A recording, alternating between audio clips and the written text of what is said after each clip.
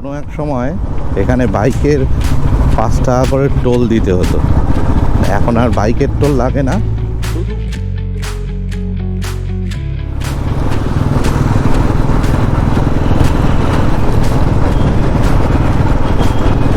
এই ব্রিজটাকে নতুন করে বানানো হয়েছে। আর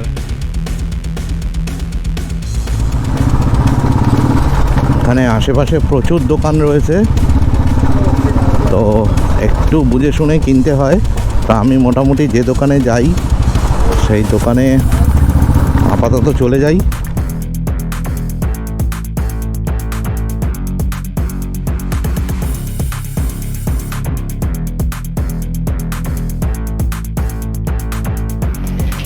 হ্যালো বন্ধুরা, কেমন আছো সবাই? আশা করি সবাই ভালোই আছো। আজকে যাচ্ছি, বলেছিলাম একটা নতুন বড় ট্রিপের শুরু হচ্ছে, তো তারই কিছু জিনিস যেমন আমার গোপ্রোর দুটো ব্যাটারি খারাপ হয়ে গেছে, তো আজকে আর ডমিনার নিয়ে যাচ্ছি না, এই বুলেট নিয়ে যাচ্ছি। যাব এখন মেট্রো গলি। আর তো একটা লং ড্রাইভে বেরোতে গেলে, লং রাইডে বেরোতে গেলে অনেক কিছু লাগে, তো ব্যাটারি খারাপ হয়েছে, এটা তো লাগবেই। তো জুড়ে থাকো ভিডিওর সঙ্গে, চলো এগোই। যেতে যেতে কথা বলছি একদম গোপ্রো মোডে।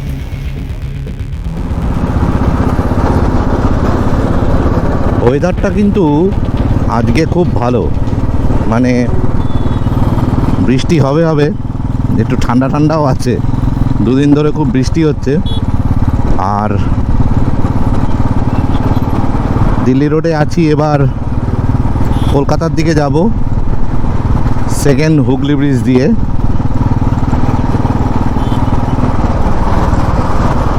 ওই দিল্লি রোডটা এখন অনেক বেশি কনজাস্টেড হয়ে গেছে।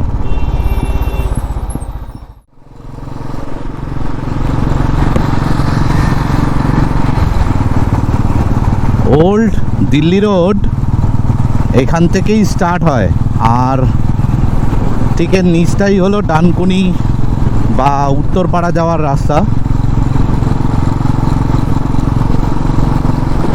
আর ওদিকে দুর্গাপুর এক্সপ্রেসওয়ের উপর দিয়ে একটা লম্বা ব্রিজ তৈরি হচ্ছে, যাতে এই ওল্ড দিল্লি রোডের কানেক্টরটায় যে জ্যামটা হয় সেটা যেন না হয়। ওই যে ব্রিজ তৈরি হচ্ছে, আর এটাই দুর্গাপুর এক্সপ্রেসওয়ে।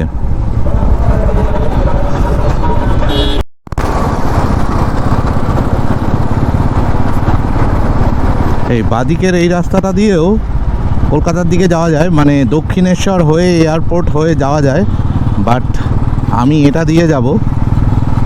আর এই রাস্তাটা উঠলে মানে দীঘা যেতে ইচ্ছা করে। অনেক দিন সমুদ্রে যাওয়া হয়নি, ভাবছি এর মাঝখানে একবার সমুদ্রেও ঘুরে আসব। মানে বাঙালির কাছে এই দীঘা একটা সেন্টিমেন্ট, ঠিক যেমন দার্জিলিং একটা সেন্টিমেন্ট, পুরী একটা সেন্টিমেন্ট, ঠিক সেরকমই দীঘাও একটা সেন্টিমেন্ট ভ্রমণপ্রিয় বাঙালির কাছে।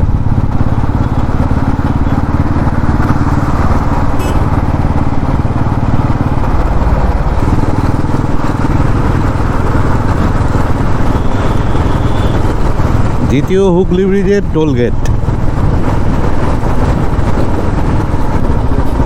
দ্বিতীয় হুগলি ব্রিজের টোলগেট। কোনো এক সময় এখানে বাইকের 5 টাকা করে টোল দিতে হতো। এখন আর বাইকের টোল লাগে না, শুধু বাইক বাদ দিয়ে সব রকম যানবাহনের টোল এখানে লাগে।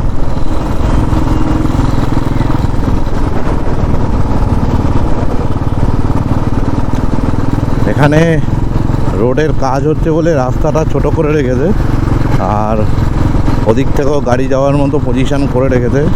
বাট এই ব্রিজটা কিন্তু খুব চেনা পরিচিত ব্রিজ, প্রচুর ব্লগে এই ব্রিজটাকে দেখা যায়।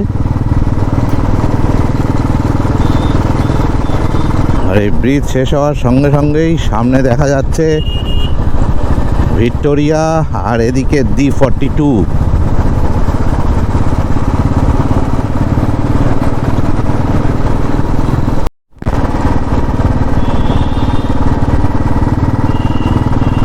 পার্ক স্ট্রিট পৌঁছে গেলাম। এটা হলো পার্ক স্ট্রিটের উপর দিয়ে যে ব্রিজটা রয়েছে সেই ব্রিজটা।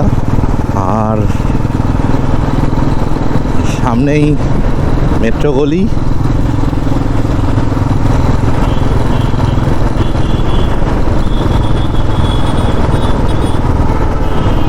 সেই প্ল্যানেট, কতদিন পর এই রাস্তায় আবার।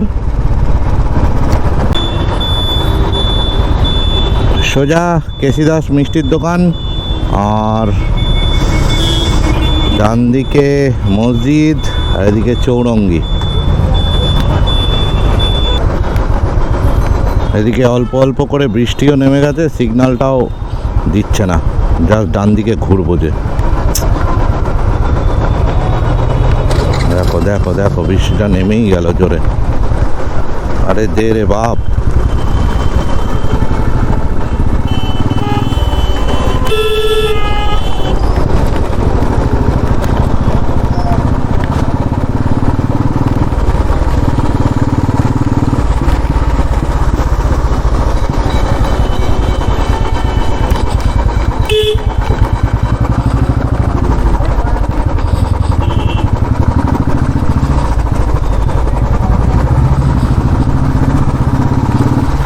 এখানে আশেপাশে প্রচুর দোকান রয়েছে, তো একটু বুঝে শুনে কিনতে হয়। তা আমি মোটামুটি যে দোকানে যাই সেই দোকানে আপাতত চলে যাই।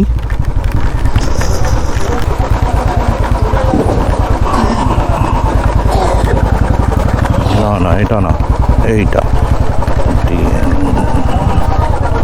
দোকান ভুলে গেছি, আর মনে করতে পারছি না। কাকু একটু রেখে দাঁড়াই, কোথায় দাঁড়াবো? এখানটাই দাঁড়াই।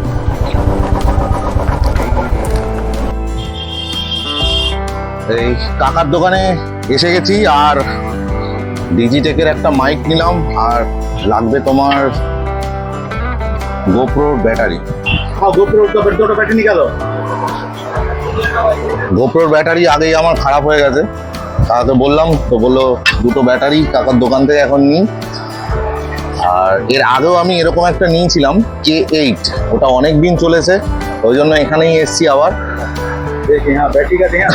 আর দোকানের সরি দোকানের নাম, ফোন নাম্বার সব ডেসক্রিপশন বক্সে দিয়ে দেবো। যারা আসছো এই কাকার সঙ্গে যোগাযোগ করবে, একদম খুব সস্তা থেকে সস্তায় পেয়ে যাবে, চেষ্টা করবো। GoPro 9 তো না? GoPro 9, 9, 10, 11টা একই হয়, এটা আলাদা হয় না, এইটা আলাদা হয়।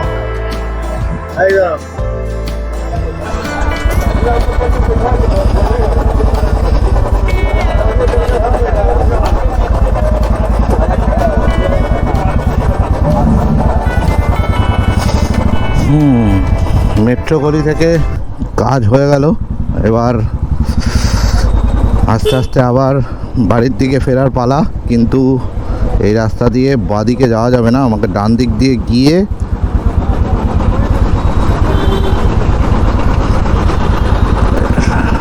এগুলো সবই ওয়ান ওয়ে রোড।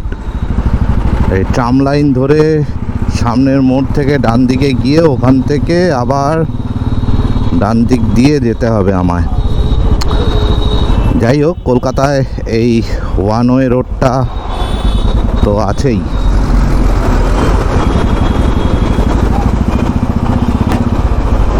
এটা আর কিছু করার নেই, আর একদিন আসতে হবে। এই যে ঢুকে গেলাম এই রাস্তাতে, এবার এখান থেকে সিধা যেতে হবে আমাকে।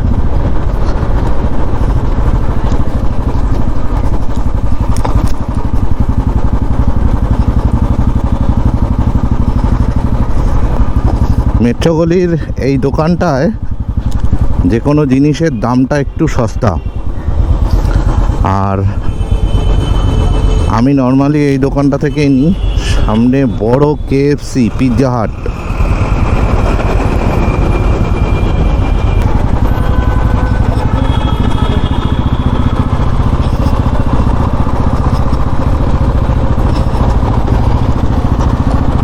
এটা হচ্ছে কলকাতার বিখ্যাত পার্ক স্ট্রিট। কলকাতার লোকেরা ভালো এই পার্ক স্ট্রিটকে চেনে, মানে কলকাতার আশপাশ সারাউন্ডিংসের লোকেরা অন্তত চেনে। আর এখন এত ফাঁকা, কিন্তু 25শে ডিসেম্বর আসলে বোঝা যায় পার্ক স্ট্রিট কত সুন্দর করে সাজানো হয়। ঠিক আমার বাদিকেই এটা দ্য পার্ক হোটেল। আজকে স্যাটারডে, আর সন্ধ্যার পর থেকে এখানে স্যাটারডে নাইটস এবং ডিস্কো সবই হয়।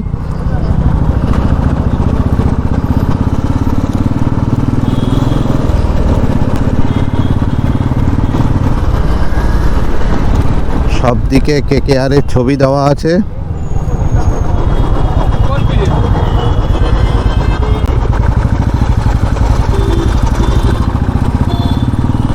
এই রাস্তাটা সোজা চলে গেছে পার্ক স্ট্রিট থেকে 7 পয়েন্ট, মানে পার্ক সার্কাস 7 পয়েন্ট। আমার একটু মল্লিক বাজারে কাজ আছে, মানে কিছু 4 হুইলারের জিনিসপত্র কিনতে হবে, তো সেই কারণে যাচ্ছি। একবারে তোমাদের সঙ্গে আবার কিছুক্ষণ পরেই কথা বলছি। আর এদিকে আকাশ কালো করে বৃষ্টি আসছে, ওয়েদার ঠান্ডা ঠান্ডা হয়ে গেছে।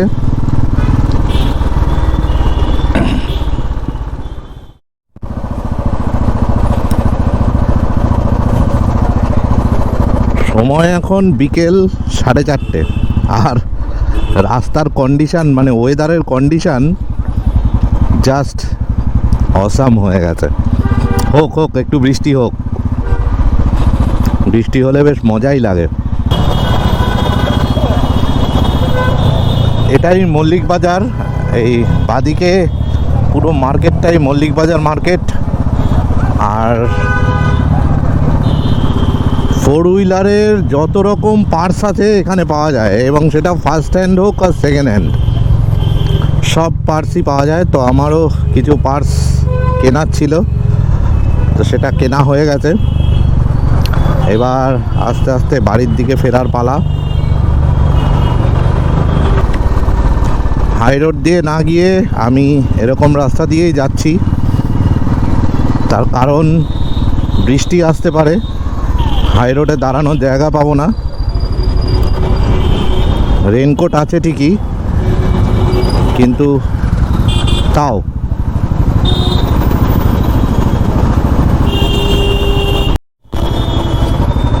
শ্যামবাজার 5 মাথার মোড়। আর এখন ধরবো টালা ব্রিজ, সেই পুরনো কলকাতা।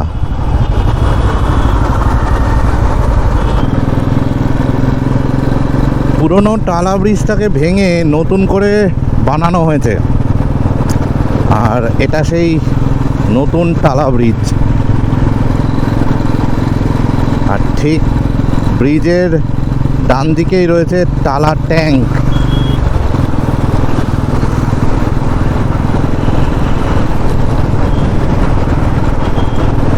এই ব্রিজটাকে নতুন করে বানানো হয়েছে, আর ডান দিকের ওইটাই টালা ট্যাঙ্ক, যা এক সময় সারা কলকাতায় জল সাপ্লাই হতো। এসে গেছি বিবেকানন্দ সেতু বা বালি ব্রিজ বা দক্ষিণেশ্বর ব্রিজ, যে যেটা বলে। আর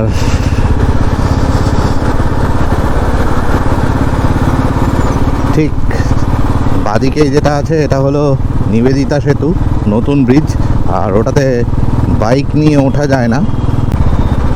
এদিকে বিদ্যুৎ চমকাচ্ছে, কিন্তু বৃষ্টি এখনো শুরু হয়নি, তবে হবে, খুব তাড়াতাড়ি হবে বলে মনে হচ্ছে। বালিখাল থেকে ঠিক উত্তরপাড়ায় ঢোকার মুখে একটা সুন্দর গেট করেছে, উত্তরপাড়া প্রবেশদ্বার। আর এখান থেকেই শুরু হয়ে যায় হুগলি ডিস্ট্রিক্ট। এমন সামনেই একটা বোর্ডও দেয়া আছে, welcome to Hooghly district. Mahesh 9 kilometre, Serampore 10 kilometre, Chandannagar 26, Bandel 32। পুরোটাই যাচ্ছে এরকম সিঙ্গেল ওয়ে জিটি রোড দিয়ে। আর রাস্তাটা পুরোটাই এরকম কনজাস্টেড।